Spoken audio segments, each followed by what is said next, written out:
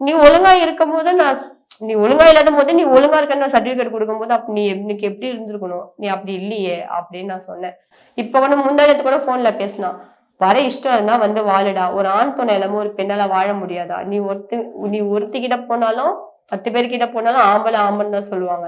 தனியா என்ன போறதுக்கே 4 பட்டம் காட்டுறாங்க. இப்ப நீ என் கூட இல்லைன்னு தெரிஞ்சேன்னு வச்சுக்கோ, டோட்டலா என்ன அதையா மாத்திருவாங்க அப்படின்னு நான் சொன்னேன்.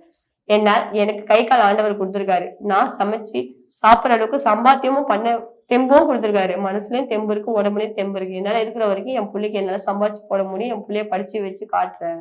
அது அந்த புளியாந்தோப்புல நீ கூட்டு வந்தா அந்த புளியாந்தோப்பு ஏரியா என்னன்னே எனக்கு தெரியும். அந்த பாஷை நீ சொல்லி கொடுத்தா அதுவும் எனக்கு தெரியும். அவங்க எப்படி பேசுவாங்கன்னு தெரியல. ஊர் நாட்டு நான் எப்படி பேசுவேன், சென்னைக்கு வந்து இப்ப சென்னை பொண்ணான்னு கேட்கற அளவுக்கு நீ என்ன இந்த ஏரியால என்ன இது பண்ணிட்ட. அப்படி இருக்கும்போது நான் என்ன சொல்ல முடியும்? இதுக்கப்புறம் சொல்றதுக்கு ஒண்ணும் இல்ல அன்பரசு. வாழ இஷ்டம், நான் பெரிய வீடுதான் பாத்துட்டு இருக்கேன்.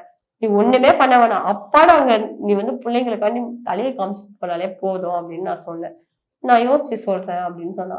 நீ யோசிக்கலையாப்பா, நான் என் பிள்ளைக்கு அம்மாவா அப்பாவா நான் இருந்துக்கிறேன்.